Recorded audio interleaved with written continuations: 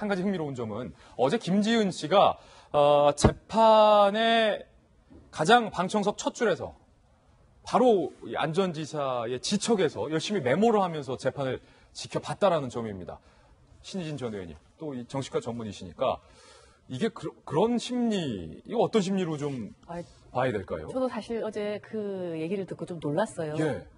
안 갔었으면 좋았을 텐데 그 자리에 앉으면 사실 아픈 기억들 다 떠올려서 다 들어야 되고 억울한 얘기도 많이 들어야 되거든요. 그래서 가급적이면 저는 피해를 받은 분들이 좀 2차 피해, 3차 피해를 계속 받는 그런 거는 좀 피했으면 좋겠는데 일단 본인이 원해서 나가시긴 했지만 앞으로도 좀 만약에 이 사건 다 끝나고 나서 결국 이분도 살아나가셔야 되는데 재판 과정에서 겪었던 그런 또 고통과 아픔으로 인하여 그 고통에서 평생 못 헤어날 수도 있는 거죠. 예. 그래서 저는 그런 면에서 적당히 자신을 보호해 나가면서 이 재판을 진행했으면 좋겠다는 게 드리고요. 또 하나는 저는 이제 이번에 검찰이 하는 얘기를 들으면서 전 처음에 놀랐어요. 덫을 놓고 기다리는 먹이 사냥꾼. 그것도 있고 하여튼 지금 검찰이 어떻게 보면 피해 여성 입장에서 엄청 지금 방어를 해주시는데 저는 정말 우리 이 역사가 참 많이 바뀌었다고 생각하는 게 제가 98년도부터 저는 어린이 성폭력 피해자들을 지원하고 치료하고 하는 과정에 있었습니다. 맞아요. 그랬을 때 검찰이나 경찰에서 조사 단계에서부터 그 어린아이들이나 청소년임에도 불구하고 왜 저항을 안 했느냐. 그렇기 때문에 그 기소가 안 된 사건이 정말 많았어요. 직접 맡으신 사건 중에. 예, 그래서 저는 성인 여성도 아니고 자기 결정권도 없는 어린아이들이 그래서 보통 이제 유인을 하잖아요. 성폭력범들이 왜 유인에 넘어갔느냐 이런 식의 사실 논리가 훨씬 더 많았어요. 이거 말도 안 되는 추궁을. 그래서 저는 오히려 이 경찰의 이런 변화가 이번 미투 운동과 같이 여성의 권리의 중요성을 하다 보니 검찰이 갑자기 바뀌셨나 하는 걸로 저는 좀 사실 굉장히 격세지감이다는 생각이 들고. 예. 달라지는 게 맞는 거죠. 그런데 확실히 중요한 거는 그럼에도 불구하고 이 지금 법정에서 법의 어떤 입장에 들어가면은 피해 여성의 주관적인 저항을 과연 어떻게 객관화해서 이것이 저항이었느냐 아니면은 같이 응했느냐가 제일 중요한 쟁점일 텐데요. 저는 그럼에도 불구하고 우리 사회가 좀 더 여성들이나 피해자들이 받았던 그런 주관적인 고통에 대한 부분, 주관성적인 어떤 저항 이런 부분도 제대로 저는 반영을 했으면 좋겠습니다. 지금 사실 결단력 있는 여성의 김 씨가 이 말이 저는 또 걸리는 거예요. 왜냐하면 마음에 안 드는 거죠. 이 부분이. 평소에 결단력하고 이 지금 상황에서 하고는 굉장히 다를 수 있는데 이런 식으로 저는 호도를 하는 건 좋지 않다라고 생각이 들고 이제 이런 부분들을 좀 가급적이면 이번에 사건이 굉장히 중요한 사건 아닙니까? 그래서 검찰도 이렇게 많이 지금 바뀌고 있는 만큼 이 여성들의 주관적 고통에 대한 부분도 반드시 좀 고려가 돼서 재판이 됐으면 좋겠다. 알겠습니다. 어제 검찰에서 나온 얘기 중에서 안전지사와 김지은 씨가 간에 주고받았던 메시지와 대화 내용들도 좀 드러났습니다. 예를 들어 이런 겁니다. 안전지사가 이제 톡을 보냈다는 거예요. 김지은 씨에게. 나는 간밤에 잠을 못 자고 하루 종일 힘들구나. 그러니까 김 씨가 왜요? 어찌 그러셔요?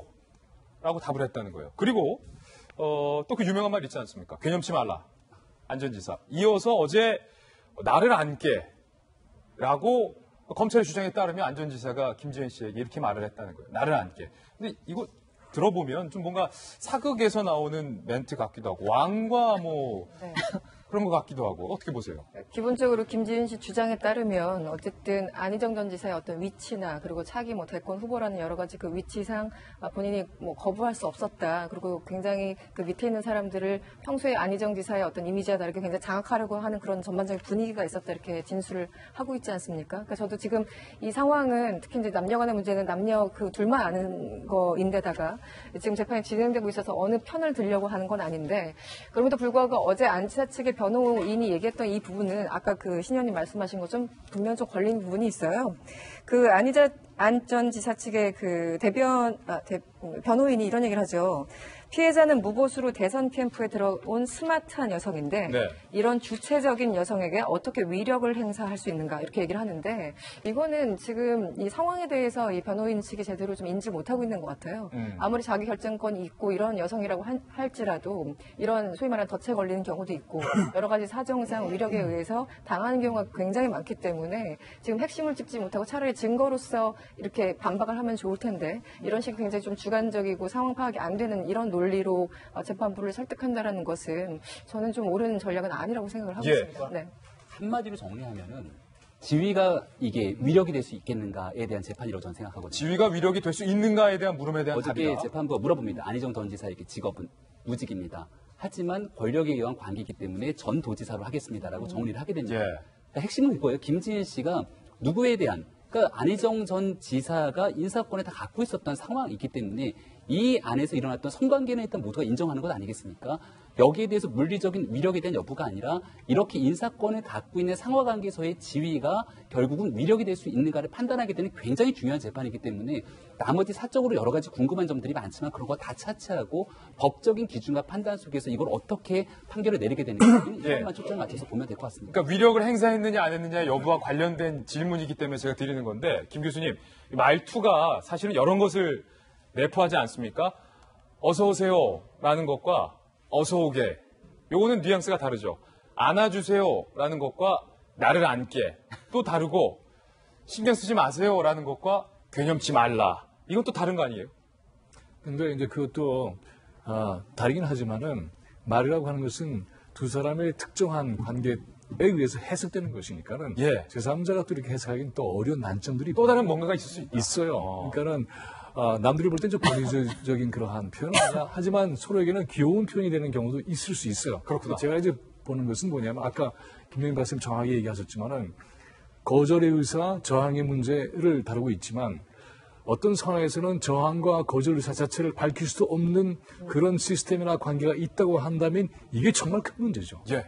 그래서 이런 것들이 정말 있는지 이 것만이 아니라 우리 사회 도처에서 갑질의 문제도 바로 거기서 나오는 거 아니겠어요? 그래서 이런 것들을 좀 면밀하게 깊이 살펴보는 것도 중요하다는 생각이 들어요. 알겠습니다. 과연 진실은 어디에 있을까요? 재판에서 밝혀지겠죠. 기다려보겠습니다. 이번에 네 번째 핵 직구입니다. 날려주세요.